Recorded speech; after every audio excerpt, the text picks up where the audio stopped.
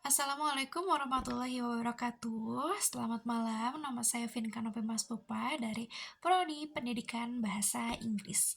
Hari ini saya akan memaparkan topik peran filsafat ilmu dalam memperkuat ilmu pendidikan. Melalui video ini, saya akan menjelaskan hubungan timbal balik antara filsafat ilmu dan pendidikan, serta contoh penerapannya dalam praktik. Next, kita ke pengantar filsafat dan pendidikan. Filsafat ilmu dan pendidikan sebenarnya memiliki hubungan yang sangat erat, seperti dua sisi mata uang yang tidak dapat dipisahkan.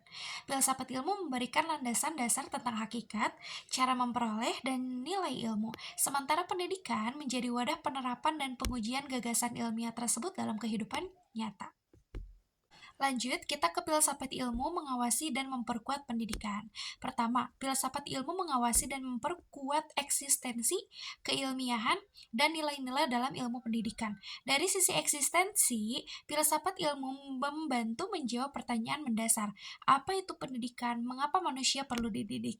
Tanpa jawaban filosofis seperti ini, ilmu pendidikan bisa berjalan tanpa arah dan tujuan yang jelas. Dari sisi keilmiahan, filsafat ilmu memastikan bahwa teori dan praktis pendidikan dibangun atas dasar pemikiran yang logis, sistematis, dan berbasis kriteria kebenaran ilmiah. Dengan demikian, pendidikan tidak hanya terasa berisi, tetapi juga berbasis bukti dan argumentasi yang kuat. Lalu, dari sisi nilai, filsafat ilmu menawarkan prinsip kepastian tentang nilai lembaga pendidikan, kurikulum, dan praktik pembelajaran, sehingga pendidikan tidak hanya efisien, tetapi juga bernilai moral dan etis. Lanjut, kita ke pendidikan memperkuat perkembangan filsafat ilmu.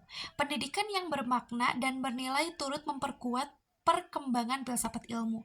Dalam pendidikan, guru dan peserta didik belajar mengajukan pertanyaan mendasar. Apa tujuan belajar? Bagaimana manusia seharusnya belajar? Nilai apa yang harus ditanamkan? Pertanyaan-pertanyaan ini menjadi bahan bagi filsafat ilmu untuk mengembangkan refleksi lebih dalam tentang hakikat, cara mendapatkan, dan nilai pengetahuan.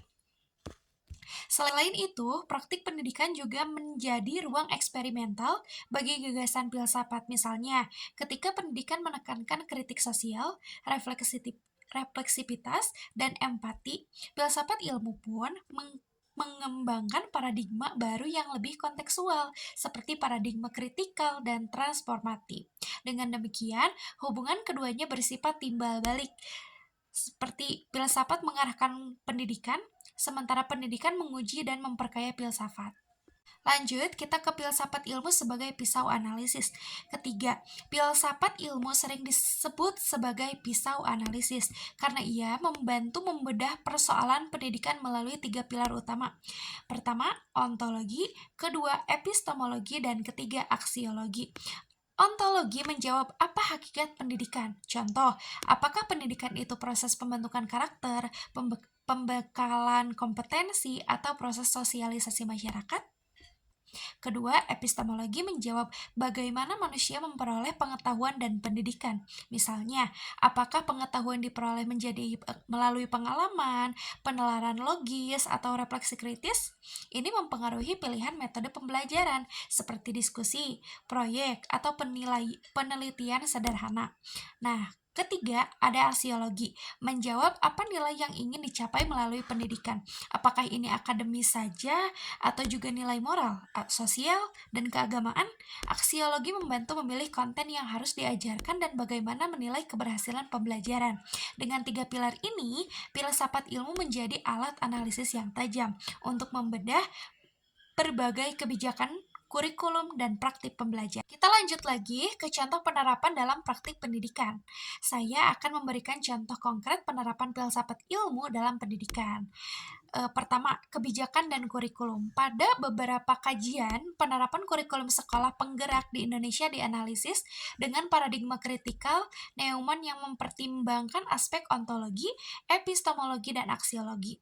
Melalui lensa filsafat ilmu, kebijakan kurikulum dikaji menjadi apakah tujuan kurikulum sudah jelas, seperti ontologi, apakah cara mempelajarinya, apakah cara pembelajarannya inklusif dan relevan, apakah nilai yang ditanamkan sejalan dengan keadilan dan keberagaman seperti aksiologi? Contoh proses pembelajaran di kelas. Seorang guru yang menggunakan filsafat ilmu akan mengevaluasi apa hakikat pembelajaran yang ia inginkan, misalnya konstruktif, partisipatif. Seperti itu, metode apa yang paling tepat untuk mencapai tujuan itu. Lalu, nilai-nilai apa yang ingin ditanamkan, kerjasama, kritis, empati, atau tanggung jawab. Dengan demikian, filsafat ilmu tidak hanya berada di buku teori, tetapi menjadi alat refleksi praktis bagi guru mengambil kebijakan dan penelitian pendidikan. Sebagai penutup, dapat saya katakan bahwa filsafat ilmu merupakan pondasi yang memperkuat ilmu pendidikan agar ilmiah, berarah, dan bernilai.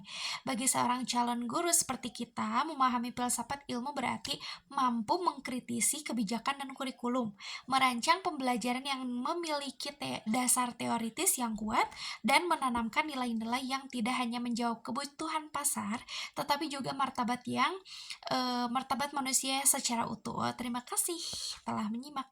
Semoga pemahaman ini membuat kita menjadi pendidik yang lebih reflektif dan berlandaskan filsafat ilmu.